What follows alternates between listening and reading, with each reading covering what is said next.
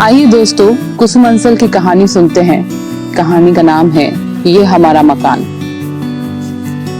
वो दरवाजा खोलकर बाहर आई तो रतिका खड़ी थी। ओह तू, एक मिनट ठहर, जरा बीजी को बता दूं, नहीं तो वह आवाज लगाती रहेंगी। तू पोते पोतियों वाली हो गई सुम्मी, पर बीजी का अभी भी कितना मान करती है। क्या जरूरत है अब? कॉलोनी के अगले मोड़ पर एक स्कूल पड़ता था। उसके आगे बड़ी भीड़ सी जमा थी। लगता है कोई हादसा हुआ है।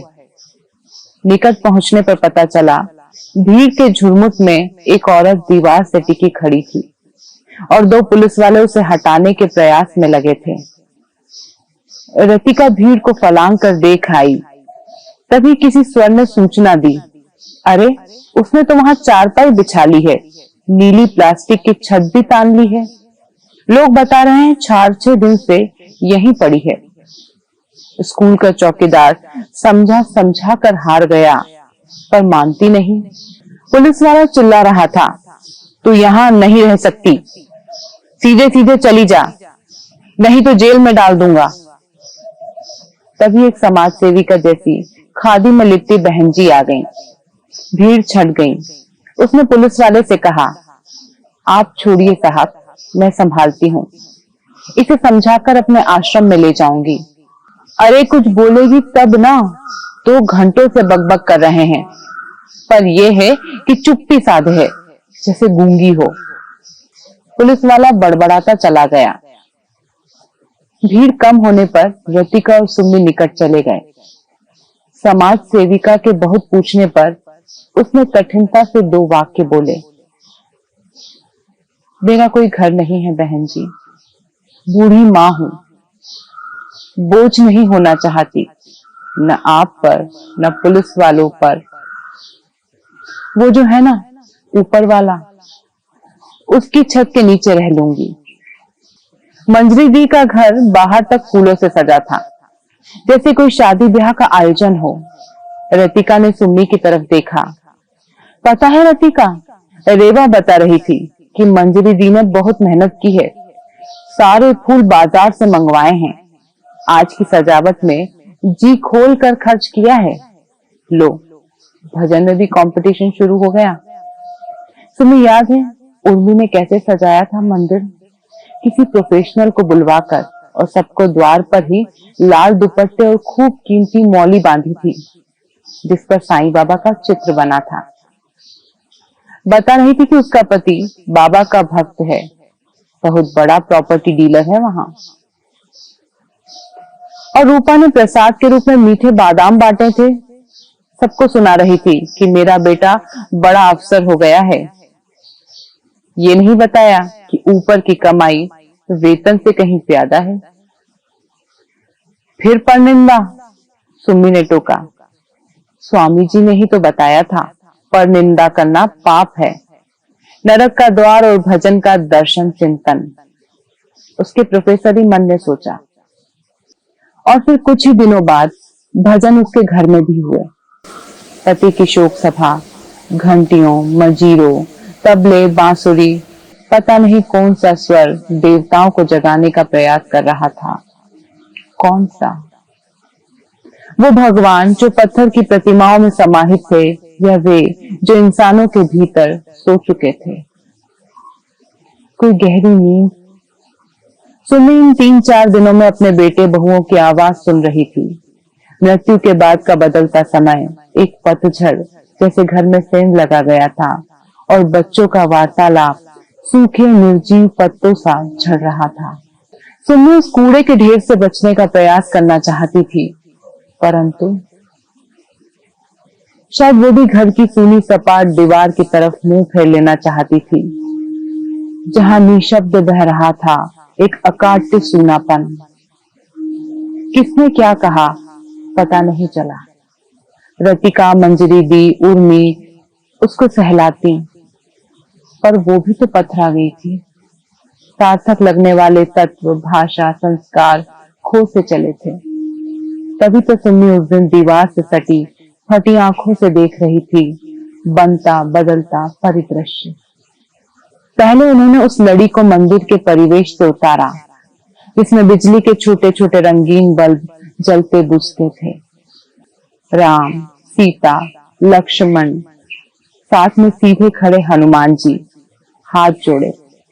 उसका राम दरबार, उनके वस्त्र छोटी छोटी मालाएं, चरणों में चढ़े फूल डगमगाए और फिर कतरा कतरा बिखर गए। किसी एक हाथ में समेटा और अखबार के पुराने कागज में उन्हें बेदर्दी से लपेट दिया, कुछ वैसे जैसे घर का और बाकी बेकार सामान। Where is dustbin? महिमा का स्वर उसे चौंका गया। भोग की थाली भी सारी प्रक्रिया में खन्म से धरती पर जा गिरी, जिसमें कितनी बार वो हलवा रखा गया था, जिसे सुवीर के कहने पर वो सुबह सवेरे उठाकर बना डालती थी। सुवीर कहता था, माँ, कल अगर हलवा नहीं बनाया तो मैं स्कूल नहीं जाऊंगा। वो सुबह सवेरे उठकर चाय के पानी के साथ साथ सूजी की कढ़ाई गैस पर रख देती। चाय बनाते बनाते सूजी घी के साथ खदबदाने लगती और उसकी सौंधी खुशबू घर में फैल जाती। सुबह उठकर सीधा रसोई में आता। ओह माँ, थैंक यू, चलो पहले मुझे हलवा दो। अरे ठहर बेटा, पहले भगवान को भोग लगा। ये ले भोग की थाली, मंदिर में रख और हाँ, पहले 5 बार गायत्री मंत्र पढ़ना, बाद में। वो थाली लेकर भागता। ओम भूर्भुवः स्वः, जब तक मंदिर पहुंचता मंत्र समाप्त हो जाता और वो थाली चौकी पर रखकर माथा टेकता और भागता हुआ लौटता। अब जल्दी कर माँ। हाँ, सब्र कर, अभी देती हूँ। वो जल्दी जल्दी भोग का हलवा कढ़ाई के हलवे में मिलाकर पहली कटोरी सुवीर को देती। ये ले मेरे गिरधर गोपाल, चल भोग लगा। सुवीर हंसता अपनी कटोरी उठाकर दौड़ जाता। दूसरी कटोरी सुनील की और तीसरी अपने पति रघुवीर जी को सजाकर चौथी में हलवा डालकर अपनी सास के पास ले जाती। लो बीजी हलवा, अभी गर्म है। आज कोई दिनवार है क्या सुमित्रा? इस कोठरी में पड़े पड़े मुझे तो याद ही नहीं कब अमावस होती है, कब पूर्णमासी।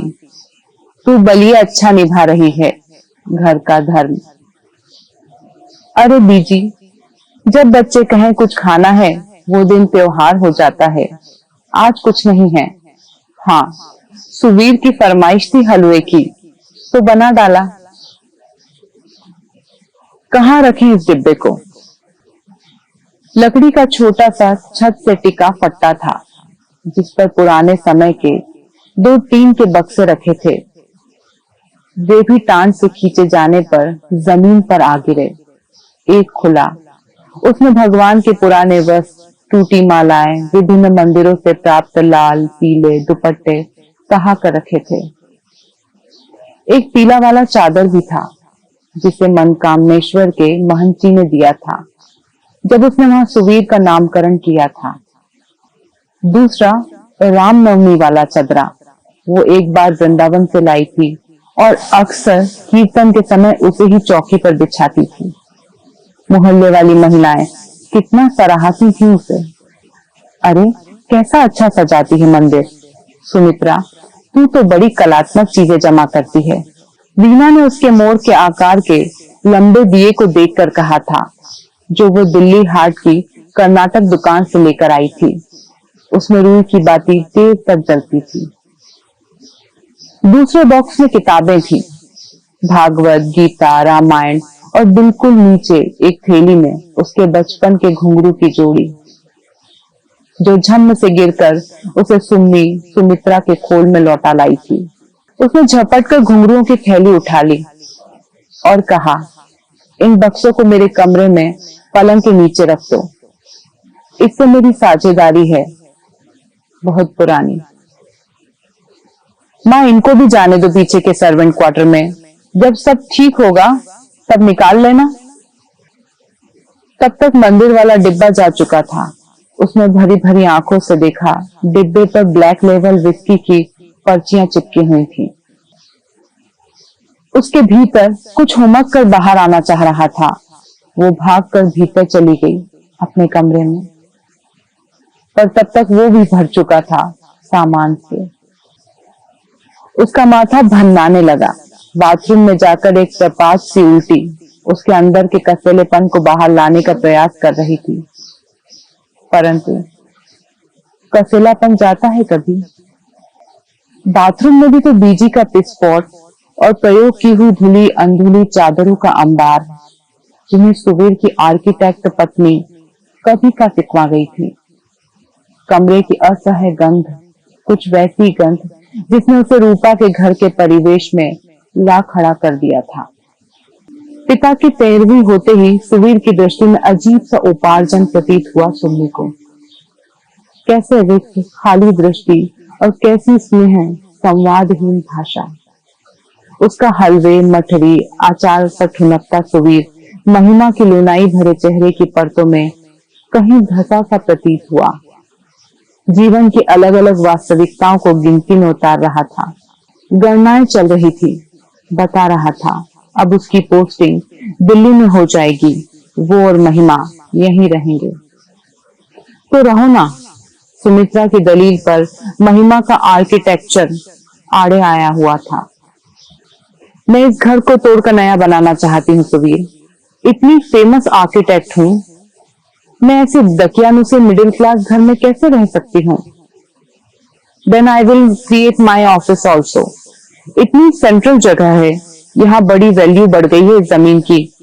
मैंने मार्केट स्टडी की है। महिमा का वाक्य सुनील के भीतर धंसता चला गया। उचक कर बोला, सुवीर भाई, आप अकेले हकदार थोड़े ही हैं। डोंट फॉरगेट, मैं भी हूँ। अगर आप रेनोवेट कर रहे हैं घर को, तो एक फ्लोर मेरा भी बनाइए। मैं अपना हिस्सा क्यों छोड़ूं? वाई? अब तक सुनील हस्तक्षेप नहीं कर रहा था। मैं भी तो इस घर का बेटा हूँ। उन दोनों में से किसी ने भी मुड़कर सुमित्रा की ओर नहीं देखा। न जाने क्यों सुमित्रा के मन में स्कूल के पिछवाड़े नीचे प्लास्टिक में ढकी उस महिला का चेहरा कौंध गया, जो दीवार की किसी अदृश्य सुरंग में अपने अपनत्व के सत्य को तलाशती गहरे मौन में पथराई खड़ी थी। मैं रहूं या किराए पर चढ़ाऊं, प्रॉपर्टी तो होगी मेरी, जहां रिटायरमेंट के बाद मैं और देविका आराम से रह सकेंगे। सारी उम्र तो नौकरी नहीं करता कोई, फिर यहाँ से कंपनी बाग पास में है। बाबूजी सैर करते थे रोज, हम भी करेंगे। माँ की तरफ तब भी किसी की दृष्टि नहीं गई। स्वार्थ के सामने संवेदनाएं क्या दफन हो जाती हैं, या उनकी अवहेलना हक बन जाता है। दोपहर सिर पर सवार थी, अंदर बाहर सामान फैला था। तभी दरवाजे की घंटी बजी। महिमा 2 बड़े बड़े डिब्बे हाथ में उठाए भीतर आई। अपने चमकते बड़े से पर्स से पैसे निकालकर पिज्जा वाले को दिए। कम सुवीर, चलो पहले पिज्जा खा लो, 2-3 बज गए हैं, भूख लगी होगी। उसने डिब्बे मेज पर रखे और कोक की बड़ी सी बोतल से 2 गिलासों में कोक डाली। लो ना, चीयर्स। उसने गिलास उठाकर कहा। सुमित्रा और भी पछता गई। अपने ही घर में कैसी बेगानी सी खड़ी थी। पति के जाते ही सारी कायनात भरभरा गई। पिज्जा मुंह में डालते हुए उसने माँ की ओर देखा। ओह माँ, आइए आप भी लीजिए। सुवीर को जैसे चेत आया। पर सुवीर, वो नॉनवेज है, माँ कैसे खाएंगी? तो वेज ले आती ना। सॉरी, मुझे ध्यान नहीं रहा। एक एक शब्द तीखे। तेजाब मात्र द्रव्य नहीं होता। सुमित्रा रसोई में चली आई। उसे अपना नहीं बीजी का ख्याल आया। अब तक भूखी होंगी। पानी में खंगालकर दाल चावल प्रेशर कुकर में चढ़ा दिए।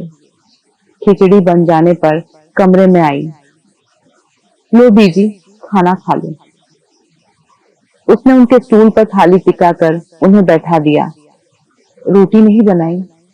2 दिन से खिचड़ी खिला रही है तू। शाम को बना दूंगी। सुमित्रा वहां से खिसक गई। 4-6 दिन ऐसे ही बीते। महिमा ने नाक भौं चढ़ाकर सूचना जैसी दी, यहाँ इंडिया में आसानी से कुछ भी नहीं होता। It all takes time. नक्शे अभी तक पास नहीं हुए। कब से दिए हुए हैं? याद है जब तुम्हारे बाबूजी को पहला स्ट्रोक हुआ था 2 years बैक? 2 साल में भी नक्शे पास नहीं हुए उस मकान के। It is a limit. Oh, तो इतने दिन से चल रही है प्लानिंग। सुनील ने देविका का हाथ दबाते हुए कहा, हम तो बड़े बेवकूफ हैं, हमें पता ही नहीं। वसीयत की कॉपी तो माँ के पास है। रियली? मैंने सोचा तुमने लिखवा लिया होगा बाबूजी से। सुनील ने माँ की तरफ देखना चाहा, परंतु सुमित्रा मुड़कर भीतर चली गई। चलो सुवीर, मैंने टिकट्स करा लिए हैं। My boss is calling. मुझे कल ऑफिस ज्वाइन करना है। अगले महीने फिर आ जाएंगे। तब तक तो पास हो जाएंगे रेनोवेशन प्लान। 2 दिन बाद महिमा ने एक अनाउंसमेंट जैसा किया। सीधे मुंह तो वो किसी से बात नहीं करती थी। आई एम श्योर हो जाएंगे। मैं आज सुबह भी गया था एनडीएमसी के ऑफिस। ओह माँ, चाय। वो रसोई में आ गया। सुमित्रा ने ट्रे में से 2 कप चाय छान दी। तू ले जाएगा या मंगला को बुलाऊं? वो जानती थी महिमा तो आएगी नहीं। स्थितियां स्वतः साफ हो जाती हैं। मैं ही ले जाऊंगा। घर में भी तो। महिमा को देखकर वो चुप हो गया और चाय की ट्रे लेकर बैठक में चला गया। हम लोग अगले महीने आएंगे माँ। तब तक आप घर का बेकार सामान बेच बाच देना। सुवीर ने भी अनाउंसमेंट जैसा किया। बेकार सामान? कौन सा? उसने बीजी और बदबूदार चादरों के ढेर को देखा। बहुत देर तक एकांत में बैठकर सोचती रही। स्वामी जी के स्वर जैसे उसके आसपास आकृत हो गए। तू संबुद्ध है, जाग, क्योंकि अब तू नियम के बाहर हो गया है। समस्याओं को रूबरू करते बच्चों के फोन आते रहते थे। सुनील भी बहुत बार कह चुका था, देविका का प्रसव पास है, आप आ जाओ, आपको भी चेंज हो जाएगा। चेंज? बीजी की इतनी देखभाल जो एक दंड संहिता की वर्षों से उसके शरीर से चिपकी थी, फिर पति का 1 साल घिसक घिसक कर चले जाना, उसे धनाभाव और क्रूर वास्तविकताओं को कांटेदार झाड़ी में उलझा गया था। इस बीच उसका ट्यूशन भी छूट गया था। सोच समझ कर घर चलाना होता था। उसी दिन सुन्नी के मोबाइल पर सुवीर की 6 मिस्ड कॉल थी और मैसेज भी था कि वे लोग अपना सामान पैक करा रहे हैं।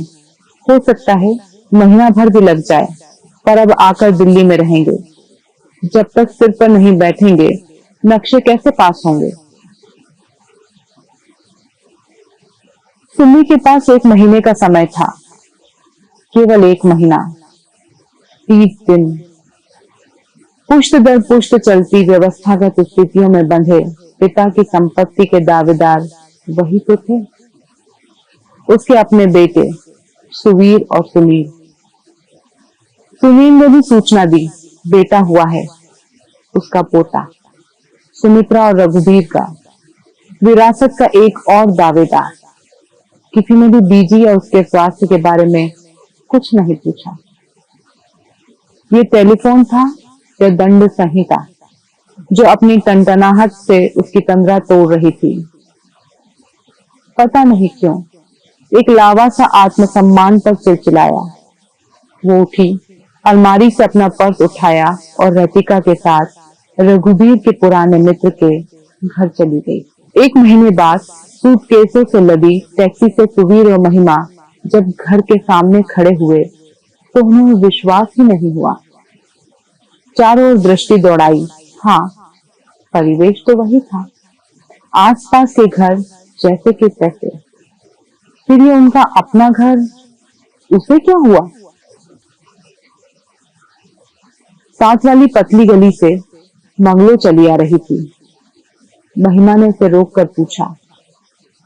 अरे मंगलो, बता ना, इस घर को किसने तोड़ डाला और किसकी इजाजत से? सुबीर ने मोबाइल पर माँ का नंबर मिलाया और स्विच ऑफ आ रहा था। झुंझलाकर फिर सुबीर ने पूछा, अरे बोल क्यों नहीं रही? ये हमारा मकान था, तोड़ा क्यों? किसने? तुझे तो पता होगा। अरे भैया, मकान मकान करे जा रहे हो, एक बार माँ का तो पूछो। उसने पिच से थूका और झट से चली गई। हाउ रूड शी इज, महिमा गुस्से से चिल्लाई। देखा, नमस्ते तक नहीं की, जैसे हमें पहचानती ही नहीं। Where is your mother and the old lady? कहाँ गायब हो गई दोनों? बहुत बार मोबाइल मिलाने पर भी कोई जवाब नहीं मिला तो वो रतिका के घर की तरफ चले गए। रतिका माँ की बेस्ट फ्रेंड थी, उन्हें पता होगा, चलो उनसे पूछ लेते हैं, बुदबुदाता रहा सुबीर। माँ ने कभी कुछ बताया नहीं, अभी हफ्ता भर पहले ही तो बात हुई थी, बड़ी नॉर्मल थी तब तो, मुझे तो कॉन्फिडेंस में ले लेती। सुबीर के घंटी बजाने पर रतिका बाहर आ गई। कड़ी धूप के बावजूद उसने उन्हें घर के अंदर आने को नहीं कहा। सुबीर और महिमा ने भी अभिनंदन की भूमिका के बिना ही गरज कर कहा, आपको तो पता होगा ये हमारा घर किसने तोड़ डाला, किसकी इजाजत से? ओह, रतिका ने मकान की बात सुन ली। अरे सुबीर, मकान मकान करे जा रहे हो, एक बार माँ के बारे में तो पूछा होता। शाबाश बेटा, इसीलिए सुम्मी ने मकान बेच दिया। ओह, रतिका ने मकान की बात सुन ली। अरे सुबीर, मकान मकान किए जा रहे हो, एक बार माँ के बारे में भी तो पूछा होता। शाबाश बेटा, इसीलिए सुम्मी ने मकान बेच दिया और यहाँ से चली गई। ओह, हाउ क्लेवर, महिमा क्रोध से फड़फड़ा रही थी। कहाँ चली गई? Where is the money? शायद किसी वृद्धाश्रम में जमा कर दिए सारे पैसे। अपनी सास को भी इज्जत के साथ ले गई, उन्हें भी इस घर के मलबे में सड़ने के लिए नहीं छोड़ा। सुना तुमने? यस, लेकिन उनका पता तो बता दे आंटी। पहली बार रतिका को आंटी कहा उसने, हालांकि कोई आदर नहीं था स्वर में। नहीं, मैं नहीं बता सकती उनका पता। I will not. और फिर उसका कोई फायदा नहीं। सुम्मी ने अपने को अनाथ लिखवाया है, साथ ही ये भी कि मर जाने पर उस संस्था के लोग ही उनका क्रियाकर्म कर दें, क्योंकि उनका इस संसार में अपना कोई नहीं है, न कोई संतान, न भाई बहन, न रिश्तेदार, अपना कोई नहीं, कोई नहीं। रतिका के चेहरे पर आंसू बह आए थे, परंतु महिमा और सुबीर उसे निशब्द घूर रहे थे। एक मरणासन सन्नाटा बीच में गहरा था। इससे पहले वो और कुछ कहते, पूछते, रतिका ने पलटकर अपना दरवाजा भी उनके लिए खुला नहीं छोड़ा।